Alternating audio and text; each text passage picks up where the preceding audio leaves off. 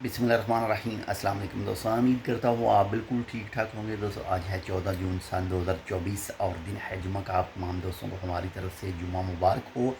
तो दोस्तों शमाल अल शर्किया गवर्नरेट की पुलिस कमान ने जो है 4 एशियन अफराद को गिरफ़्तार किया है और उन 4 एशियन अफराद ने एक एशियन फ़र्द को जो है वो अपने कब्ज़े में ले रखा था, अपनी हिरासत में ले रखा था और उनके जो घर वाले थे उनसे पैसों की डिमांड कर रहे थे, रुपयों की डिमांड कर रहे थे।